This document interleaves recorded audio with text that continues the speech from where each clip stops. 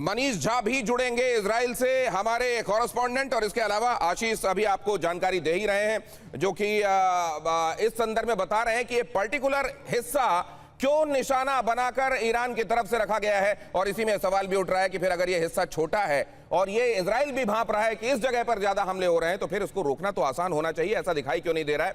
Major general के सिन्हा भी आज की इस चर्चा में मेरे साथ जुड़ रहे हैं। इसके अलावा सुशील कुमार सिंघल हमारे साथ, जो भारत के राजदूत रहे हैं कई जगहों पर, वो भी हमारे साथ आज की इस चर्चा में शामिल हो रहे हैं। ग्रुप कैप्टन विनोद ऑगस्टीन, खास तौर से मॉडर्न डे वॉरफेयर, इसमें क्या क्या तब्दीलियां हैं और उसमें कौन कहां पर है और उसको कैसे इस्तेमाल कर रहा है, इस बात की बहुत अच्छी जानकारी उनसे हमको मिलती है, वो भी हमारे साथ इस चर्चा में है। प्रोफेसर राजन कुमार, विदेश मामलों के जानकार, वो भी हमारे साथ इस चर्चा में जुड़ रहे हैं। लेकिन सवाल यह है विनोद ऑगस्टीन सर कि अगर वो एरिया छोटा सा है कदरन इजराइल के ओवरऑल एरिया के मुकाबले, जिसको टारगेट करके मिसाइलें फेंकी जा रही हैं, तब तो ये फिर आसान बनाता है डिफेंस के लिए काम।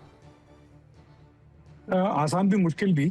मुश्किल इसलिए दिनेश जी, आप देखते हैं जो मेन मिसाइल का जो बौछार है, उससे पहले ये लोग क्लस्टर म्यूनिशन रहित मिसाइल फेंकते हैं। जब क्लस्टर बॉम्ब्स आपके तरफ आ रहे होते हैं तो आपके एयर डिफेंस को मल्टीपल टारगेट के तौर पे दिखाई देते हैं और आप उसको प्रोसिक्यूट करने की कोशिश करते हैं और आपकी जो first wave of air defence missiles हैं आप उसकी तरफ लगा देते हैं और मेन मिसाइल्स उसके जो पीछे आने वाले मिसाइल्स जो हैं उसके हार्ड में अटैक होने में लगभग 50 से 60% ये कारगर होता हुआ नजर आता है। लेकिन इसी ब्रेथ में मैं एक और चीज कहूं, इनका जो एयर डिफेंस की जो सक्सेस रेट है, अगर इजराइल इस पूरे वॉरफेयर में देखते हैं तो इजराइल का air defence success rate, UAE का एयर डिफेंस सक्सेस रेट का लगभग 70 से 80% या उससे ज्यादा ही है। और एयर डिफेंस के नजरिए से देखो दिनेश जी कि ये बहुत अच्छा एक नंबर है। 70-80% आप इंटरसेप्ट कर पाते हैं तो you are on a good track. Problem आपने जो बताया वो है जगह, क्षेत्रफल इतना कम है कि एक दो मिसाइल भी निकल जाएं तो उसका जो ये एरिया ऑफ इफेक्टिवनेस सर, जब कभी इतना ज्यादा है। इस तरह के आंकड़ों के नजरिए से देखा जाता है तो 70-80% अपने आप में बड़ा आंकड़ा दिखाई देता है सुरक्षा के लिहाज से, लेकिन वो जो बच गया 20-30%, उस 20-30% जहां पर ये मिसाइल गिरी वहां के लिए तो 100% डैमेज है। इसलिए उस जगह के हिसाब से आप देखें तो ये 100% नुकसान वाली बात है। अगली खबर देखिए, ईरान के बुशहर में भूकंप के झटके, बहुत अलार्मिंग खबर है।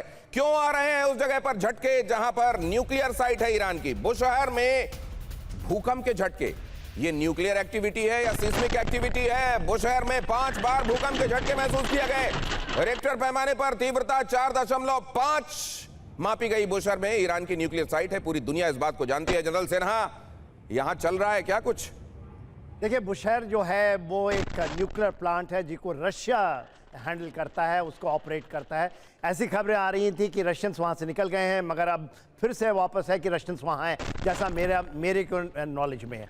बुशहर के अंदर में ये कहना कि वहाँ पर न्यूक्लियर टेस्टिंग हो रहा है थोड़ा सा ज़्यादा होगा, क्योंकि उनके सदर्न डेजर्ट्स में भी आए हैं ऐसे झटके, मगर कुछ ना कुछ तो सिस्मिक एक्टिविटीज़ हैं वहाँ, और बुशहर में तो वो नहीं करेगा, और खास करके जब रशियंस हैं।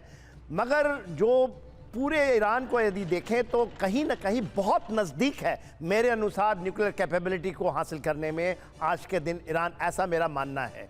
क्योंकि उसको चाइना से भी है, रशिया से भी है, नॉर्थ कोरिया से भी है, या तो उसने एक्वायर कर चुका है या आने वाले दिन में होगा। पहले उसकी अपनी परिकल्पना थी कि हम ऐसा नहीं करेंगे।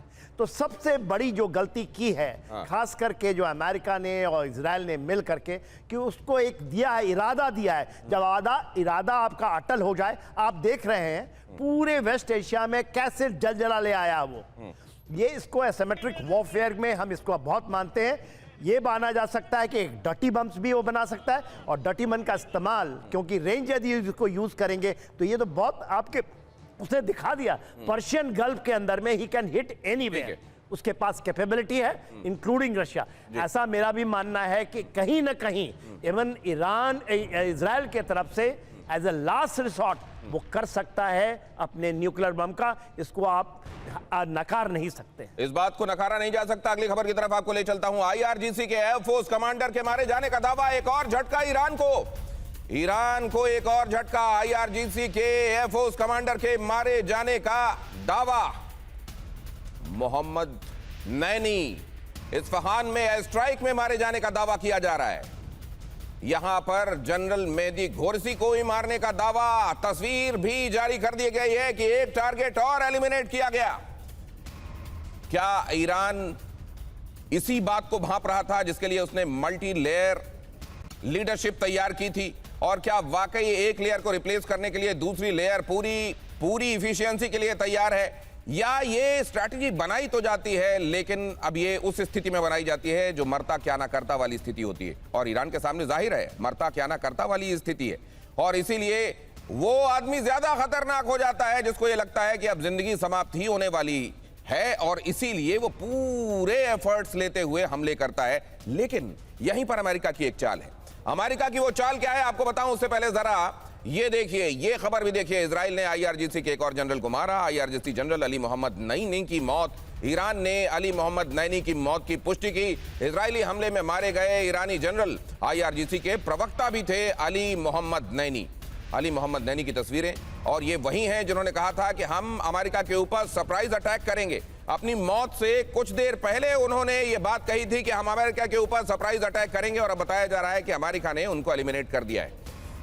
इसके बाद ये एक बड़ा सवाल सिंघल साहब ये भी बना हुआ है जो पहले दिन से जिस पर चर्चा हो रही है कि जब आप लीडरशिप को एलिमिनेट करते चले जाएंगे तो कहीं अगर आप सोच रहे हैं कि बातचीत वाली नौबत इस पूरी जंग में आएगी, उसमें बातचीत करेगा कौन?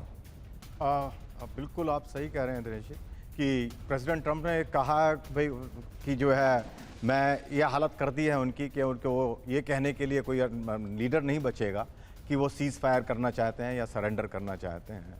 तो मेरे ख्याल से उस पॉलिसी के तहत ही ये सब कार्रवाई हो रही है, और इजराइल की कोशिश ये है और अमेरिका की ऑफ कोर्स उसके साथ साथ दोनों की कोशिश ये है कि जो लीडरशिप है ईरान में उसको ख़त्म कर दिया जाए, ताकि जो इंटरनल कॉन्ट्राडिक्शन उसमें जो पैदा हो उससे वो यहाँ इनकी सत्ता गिर जाए और जो है वहाँ डेमोक्रेसी आ जाए या जन आंदोलन वहाँ पर आ जाए।